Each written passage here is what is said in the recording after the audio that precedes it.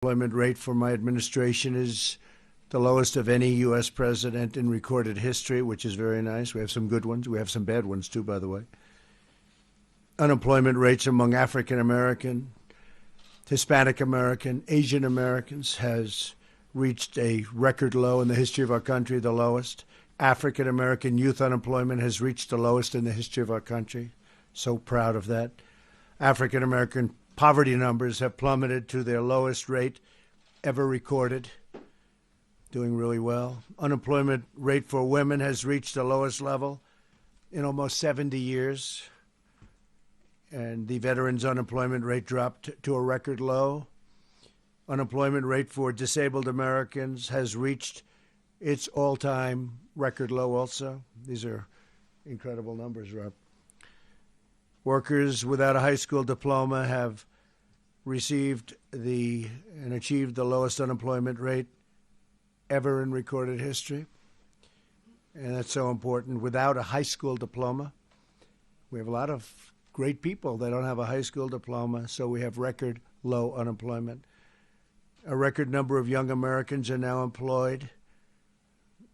We have the highest number of people working in our country that we've ever had before. We've never had anything even close. We're almost up to 160 million.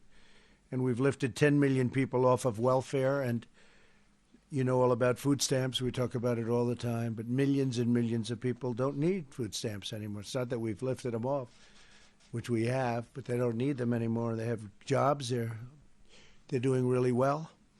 The U.S. stock markets have soared, and they've reached the highest point that they've ever had. We've made at least $19 trillion in terms of wealth creation for our country beyond the stock markets.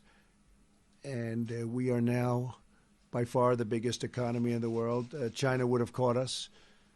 They were getting very close. It was anticipated that in 2019, this is for many years, I'm not telling you any secrets, that by 2019, China would become the largest economy in the world, and right now we're much larger. But we have a great new deal with China, great deal. We have, I would say, our best relationship that we've ever had with China on top of everything else. And we're starting phase two. Phase one turned out to be much bigger than we anticipated because we have intellectual property protections. We have many of the financial deals and aspects of the financial deals that we wanted, we got done, and other things. In addition to the farmers, we've got the total complete package for the farmers. And we think we estimate that'll be anywhere between $40 and $50 billion. The number, I think, is going to be closer to $50 billion. The most they've ever done is 16.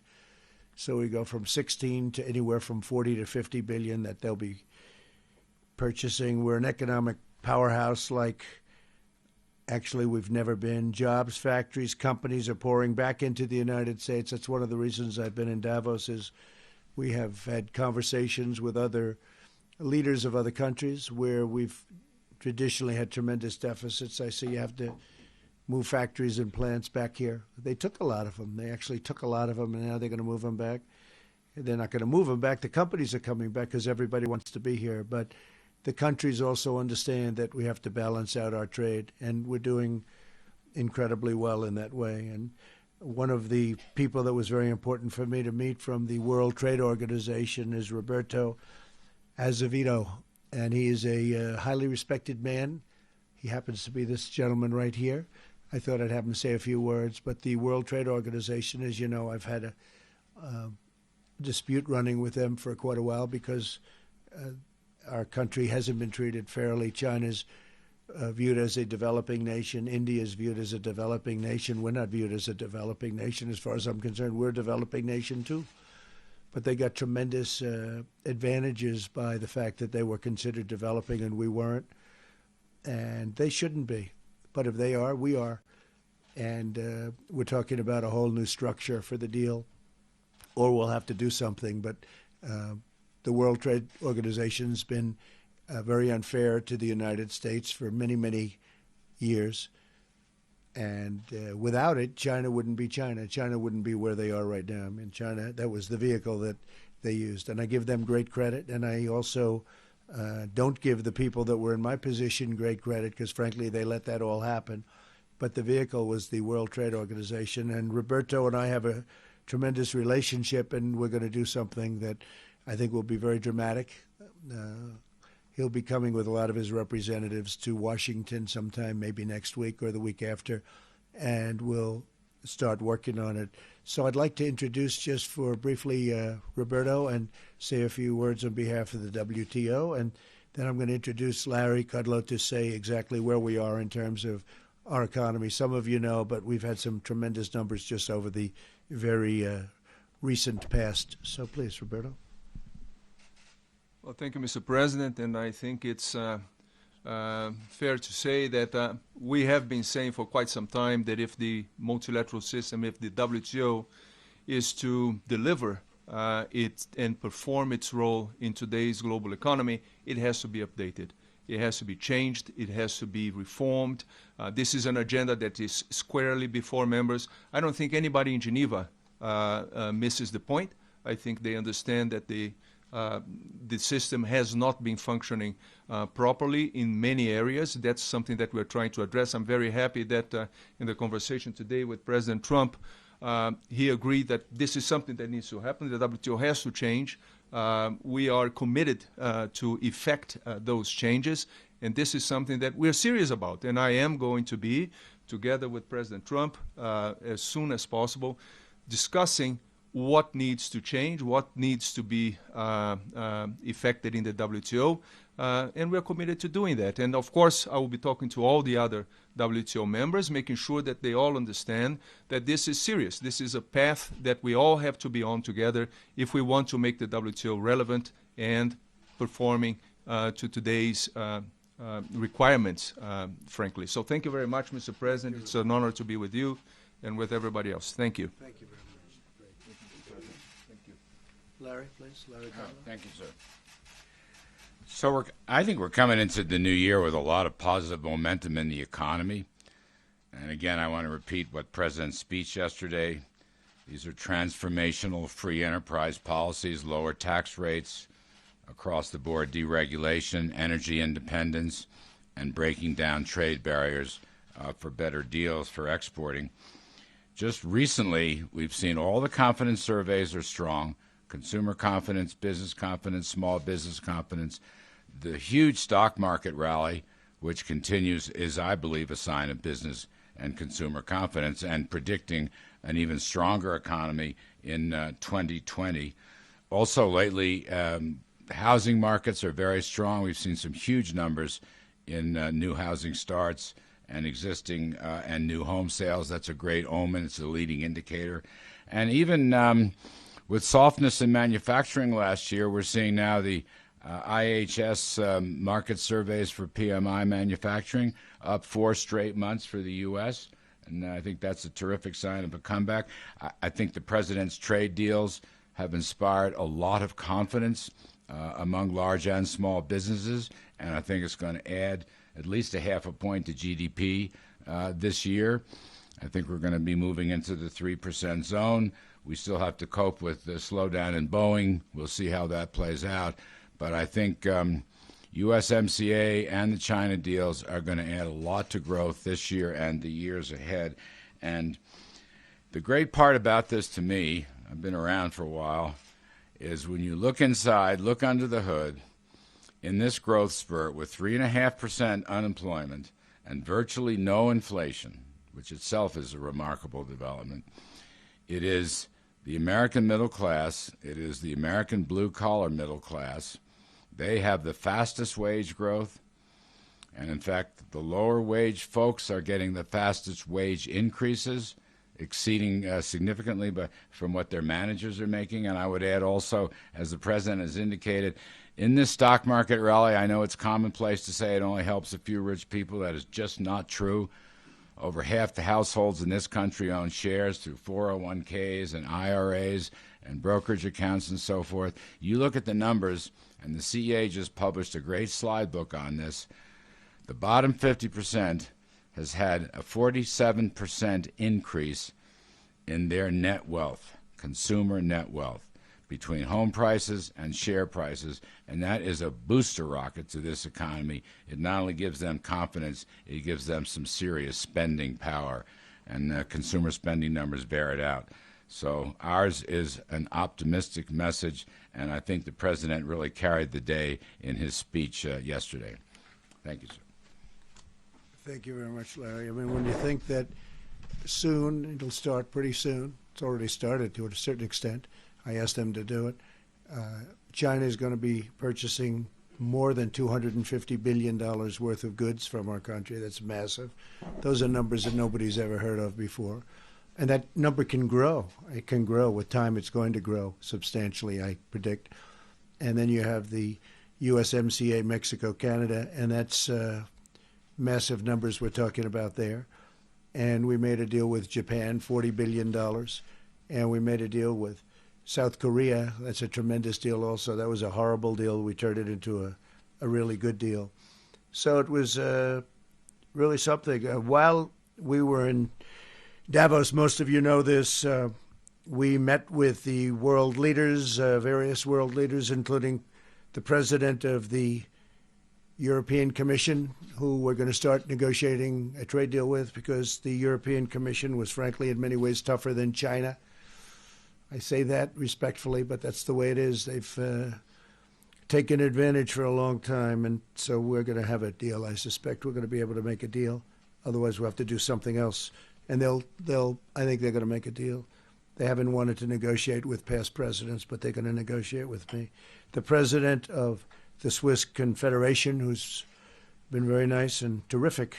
The president of Kurdistan, we had a tremendous meeting, along with President Saleh of Iraq, Prime Minister Khan of Pakistan, and President Ghani of Afghanistan. In addition, we met with many of the business leaders, both at breakfast today and lunch yesterday and dinner yesterday. Many of you were at those meetings, at least for a little while. And tremendous numbers of jobs will be coming into the United States. A lot of these leaders, these are the biggest business leaders in the world. And this morning was very inspirational. I mean, these companies are really going to expand. And it was a request of mine, but what we did, we've been very good to them.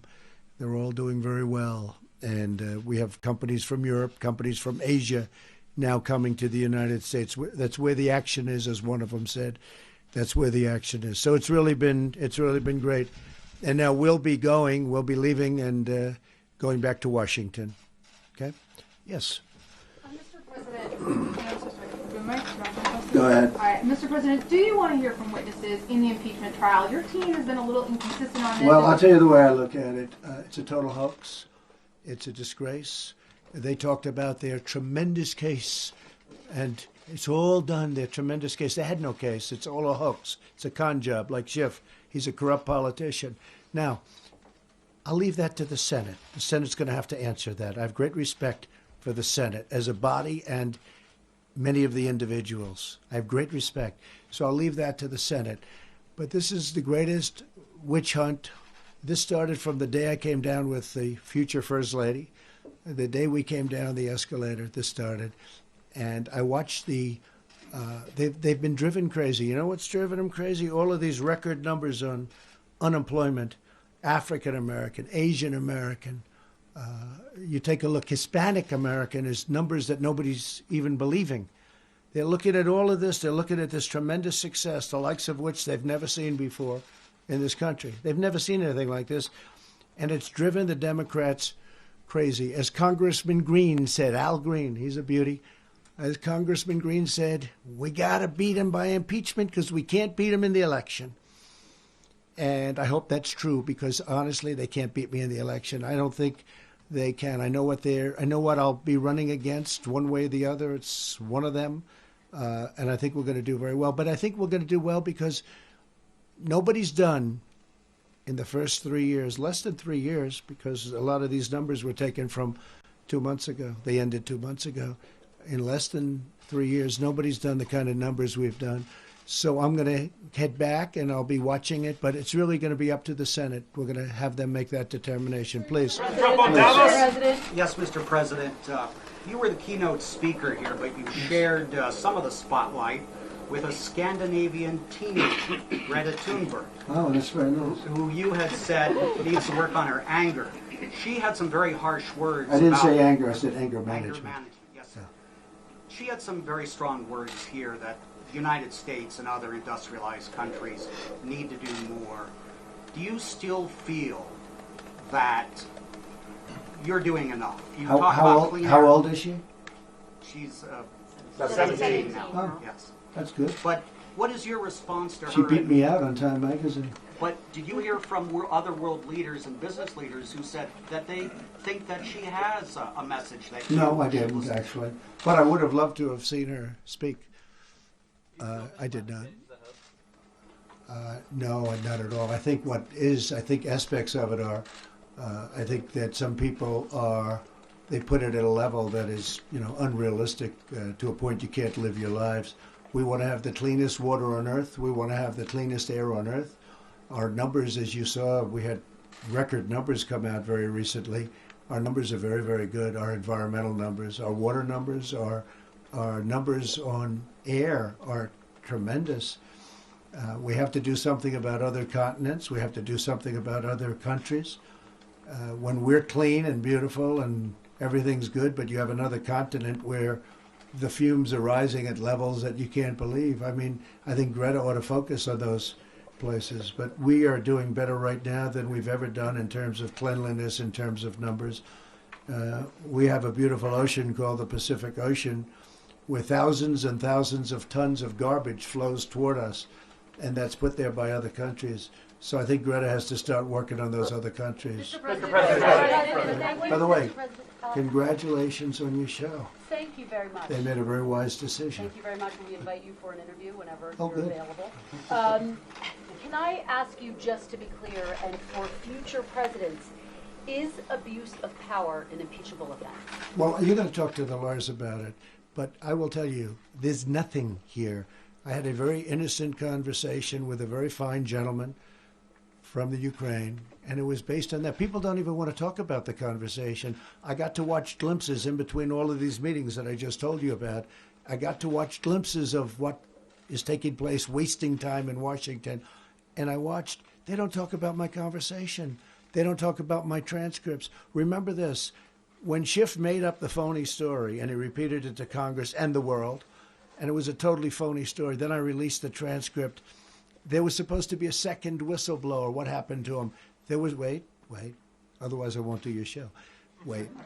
There was supposed to be an informer. What happened to the informer? All of these people disappeared. And when they saw this transcript, they said, we got problems. But they went ahead because they were already there, because they had a phony, concocted story made up. So here's the story. Did nothing wrong. It was a perfect conversation. It was totally appropriate. The best lawyers in the world have looked at it. The Department of Justice has looked at it, given it a sign-off. There was nothing wrong. They never thought I was going to release the conversation. They probably didn't think we had transcribers or we had it transcribed or taped, but they never thought we were going to release it. When we released that conversation, all hell broke out with the Democrats because they say, wait a minute, this is much different than Shifty Schiff told us. So we're doing very well. I got to watch enough. I thought our team did a very good job. But honestly, we have all the material. They don't have the I material. ask you because your attorneys say it's not. Alan Dershowitz says the framers of the Constitution did not permit impeachment on grounds like abuse of power or obstruction. They object with open-ended vague criteria. So for future presidents, is abuse of power an impeachable offense? Well, it depends. But if you take a look at this, and from what everybody tells me, all I do is I'm honest.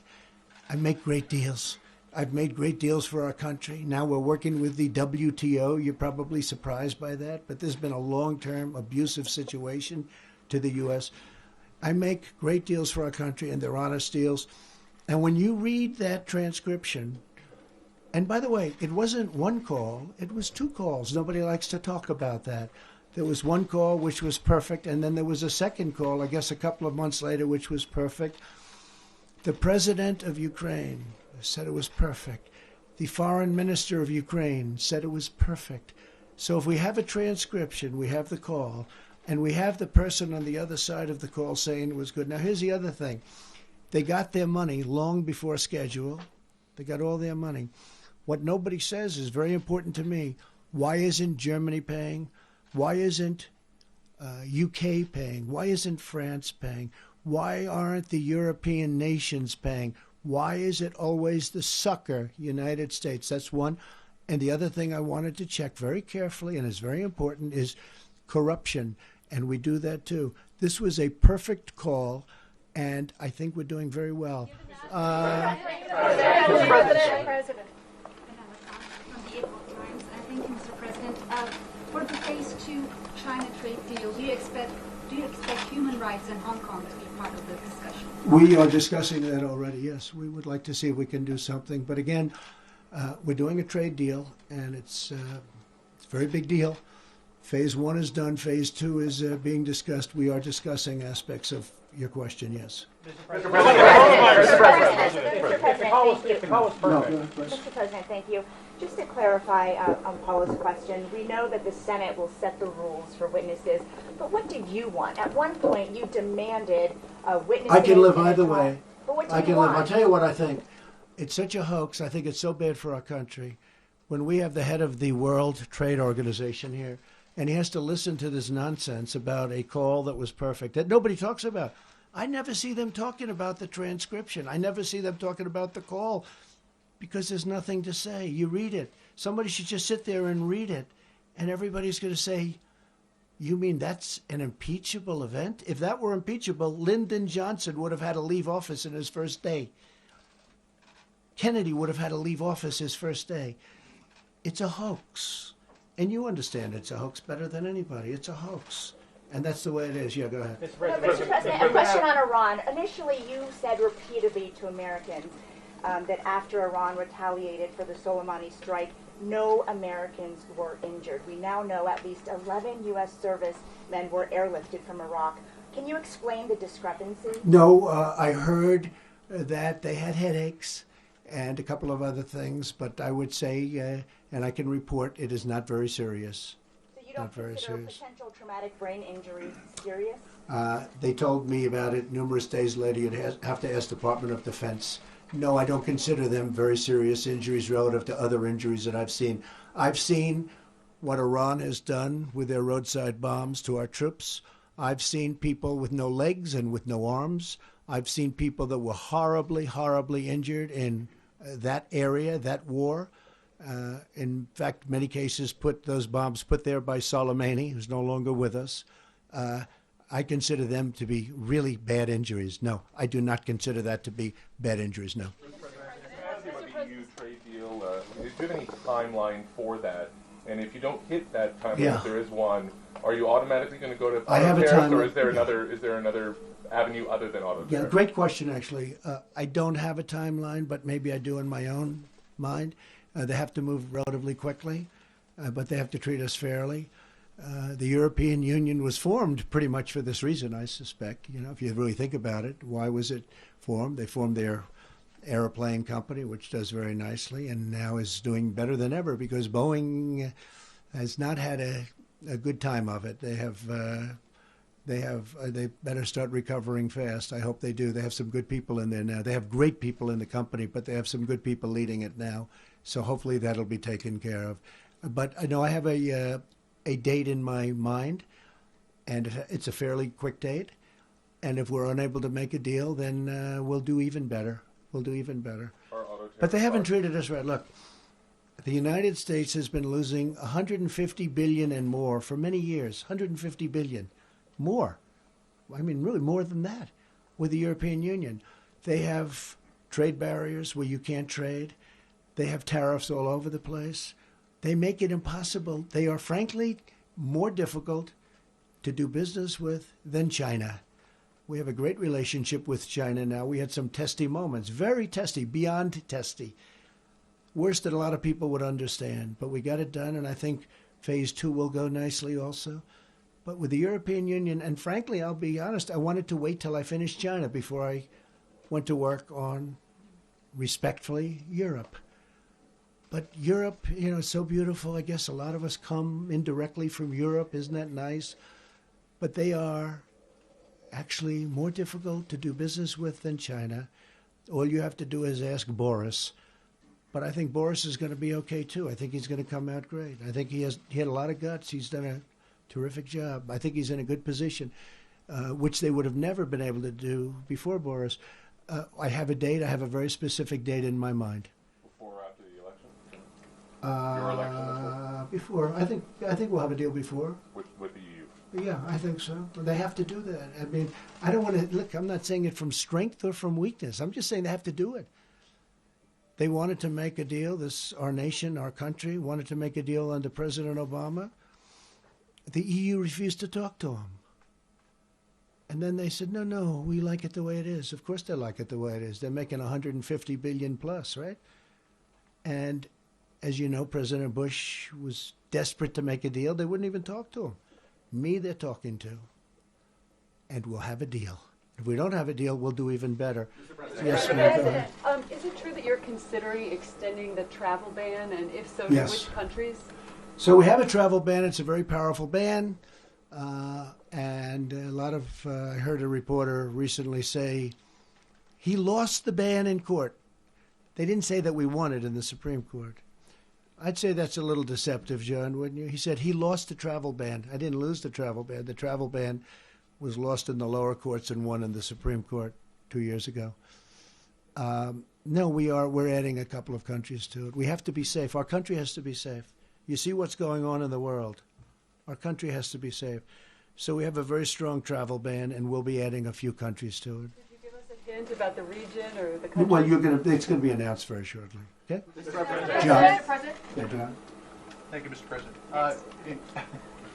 In regards to the proceedings going on in the Senate, would you like to see this over quickly? Would you like to see a thorough examination of the facts? What did you make of the dust-up between the White House counsel Pat Cipollone and Gerald Nadler last night? And are you absolutely against John Bolton testifying? Well, you're asking a lot of questions. First of all, Gerald Nadler, I've known him a long time. He's a sleazebag. Everybody knows that. Pat Cipollone is a high-quality human being. I was very impressed with Pat. He had great emotion yesterday.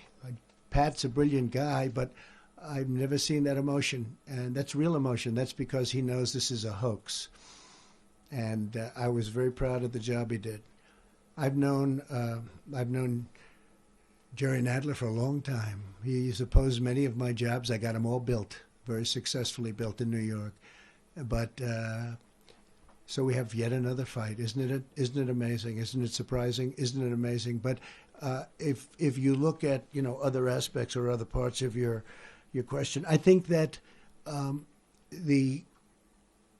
would rather go the long way. I would rather interview Bolton. I would rather interview a lot of people. The problem with John is that it's a national security problem. You can't have somebody who's at national security. And if you think about it, John, he knows some of my thoughts. He knows what I think about leaders. What happens if he reveals what I think about a certain leader and it's not very positive, and then I have to deal on behalf of the country? It's going to be very hard. It's going to make the job very hard. He knows other things. And I don't know if we left on the best of the terms. I would say probably not, And so you don't like people testifying when they didn't leave on good terms, and that was due to me, not due to him. And so we'll see what happens. But when you have a national security, you could call it presidential prerogative. You could just call it, the way I look at it, I call it national security for national security reasons. Executive privilege, they say. So John would certainly fit into that. When you're a national security advisor, like this gentleman's doing a fantastic job, Robert, I just think it's very hard. And I've always gotten along. I've actually gotten along with John Bolton. He didn't get along with other people, a lot of other people. But when he knows my thoughts on certain people and other governments, and we're talking about massive trade deals and war and peace and all these different things that we talk about, That's really a very important national security problem. I think having somebody, other people, Mick Mulvaney is probably around here someplace. I'd love to have Mick go, but I think that he's really expressed himself very well when he did a Chris Wallace interview. That was a very, very powerful interview. That was a long, tough. Chris is a tough interviewer, a very talented guy, and I think it's not much he can add. He's been great. I would like to have. I'll tell you what I don't like, though. I'd love to have Mike Pompeo testify. But again, that's a national security problem. But I'd love to have Mike Pompeo, but it's a national security problem. I'd love to have Rick Perry. Rick Perry has asked me, I'd love to testify. Please let me testify. Because he knows this is all a hoax. He understands it better than most. And Rick Perry would love to testify. But we're dealing with national security. We're dealing with one other thing. Our country's been tied up with this hoax from the day I came down the escalator. We've been fighting it. I've been fighting it from the day I've been elected. I would say probably long before. It could be long before I came down the escalator. That some people have said that, which is hard to believe. Wait, John. It's hard to believe. We've been fighting this. I would rather have, personally, I'd rather go the long route. It's horrible for our country. Our country has to get back to business. We have people that are corrupt, like Adam Schiff, who misquotes, I don't mean misquotes, makes up a statement. He had no idea that I was going to release the transcript. He never thought I'd do that. And for that, I thank the president of Ukraine, because we got their approval. He had no idea I was going to do that. But these are corrupt people, some of them. And some of them are just playing the political game. But if you look at the poll numbers, my poll numbers are the highest they've ever been. If you look at the funding numbers, if you look at what the money raised by the Republican Party has just set a record. Nobody's ever done this before. It's because of the impeachment hoax. Sorry. I've got 3 quick ones too, Mr. President, if you don't mind. 3? 3, yes. Well, my husband has 3. That means 6. No, that 6 means for the family. Thank you very much. Thanks for Go ahead. appreciating your family. Do you plan to show up in any way, shape, or form at your trial? Number 2, you called Kenneth Starr a disaster in the past. Do you still feel that way about him now? And 3, Lev Parnas has come forward and said that you knew everything that he was doing in Ukraine. He's a con man. Okay. So Ready? Let me answer that one. True? I don't know him. Okay, other than he's sort of like a groupie. He shows up at fundraisers. Okay, so I don't know anything about him. I watched Rudy. Rudy is a terrific person, great crime fighter, the best mayor in the history of New York City by far, solved the crime problem in New York. And I think it's very unfair the way the media has treated Rudy Giuliani. I will say this. Parnas, I don't know, other than he probably contributed to the campaign along with tens of thousands of other people. This weekend, I was taking pictures with hundreds of people. They contribute to the Republican Party, and I stand there and I take pictures, and every once in a while I'll look at somebody, I say, gee, I wonder when that picture is going to be in the New York Times or the Washington Post or on Fox. So it's one of those things. I think Rudy is a high quality person. So why is he not on your legal team? Why is he because not? Because I don't want there to be a conflict. I'd love to have Rudy on my team, but he could be a witness at some point if this whole sham continues. I would love to have Rudy on the team. Rudy is on my team, just so you understand. But I'd love to have him up there. But it could be that he'd have a conflict. It could be. But Rudy Giuliani is somebody that I think the press has been very unfair to. Greatest mayor in the history of New York, think of it, and one of the greatest crime fighters of the last 100 years. And he hates to see what's happening because he knows corruption really better than anybody. Okay, go ahead. And Kenneth Starr, how do you feel about So that? Ken Starr is a terrific man. I did make that statement because, frankly, I didn't think that Bill Clinton should have been impeached. And I thought it was terrible. I didn't know Ken Starr, but I didn't think that Bill Clinton should have been impeached. And I was pretty vocal about that. I didn't know Ken, but what I did know is he was very smart. He was very tough. He was very talented. But in a certain way, I was sticking up for Clinton, for Bill Clinton. And, I sort of still feel that way. I mean, what he did was nothing good. There was a lot of lying going on. There were a lot of things, a lot of bad things. Now, with me, there's no lying. There's no nothing. They have nothing. They don't even have a crime. They say there's the only one that's ever been impeached, and he didn't commit a crime. I didn't commit a crime. And then you get into high crimes and misdemeanors. but I didn't commit a crime. So, no, I have great respect for Ken, but I didn't think, frankly, that Bill Clinton should have been impeached. So what do you think? Will you show up at your trial any day? I'd love to go. Wouldn't that be great? So Wouldn't that be beautiful? I don't know. I'd sort of love sit right in the front row and stare at their corrupt faces. I'd love to do it. I don't know. Don't keep talking because you may convince me to do it. Do you think Cipollone and Sekulow would want you there? I think they might have a problem. Mr. President. I think they might. And by the way, I think they've done a really good job. And I think the other side has so lied. I watched the lies from Adam Schiff. He'll look at a microphone, and he'll talk like he's so aggrieved. These two guys, these are major sleazebags. They're very dishonest people, very, very dishonest people. When somebody will make up a statement that I made, when you remember the statement, 8 times quid pro quo, 8 times. Think of it. How can you say 8 times? That would mean I was asking somebody 8 different times for the same thing. What kind of a conversation would that be? If you asked once, that'd be fine. If you asked twice, that'd be. How can you ask 8 times? They would say you're a Looney Tune, right? And then he said, I think he finished by saying, don't call me, I'll call you.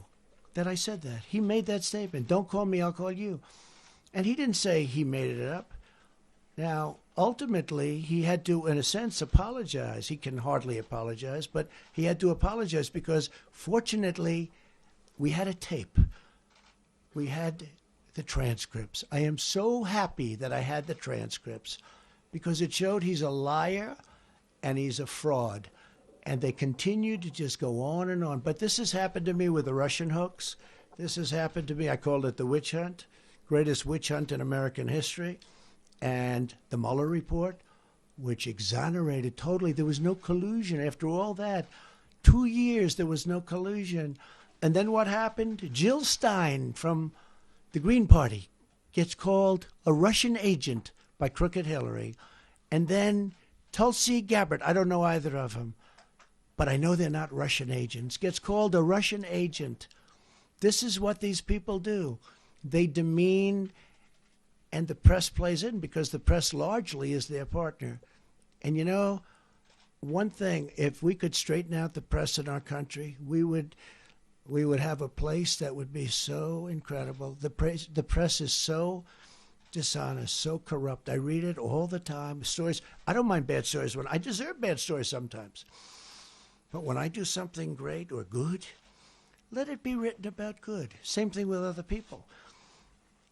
The corruption in the media, as I call it, the fake news media, is unbelievable. And hopefully everybody's going to sort of learn a lesson. People got Pulitzer Prizes for their coverage of me. And it turned out they were totally wrong.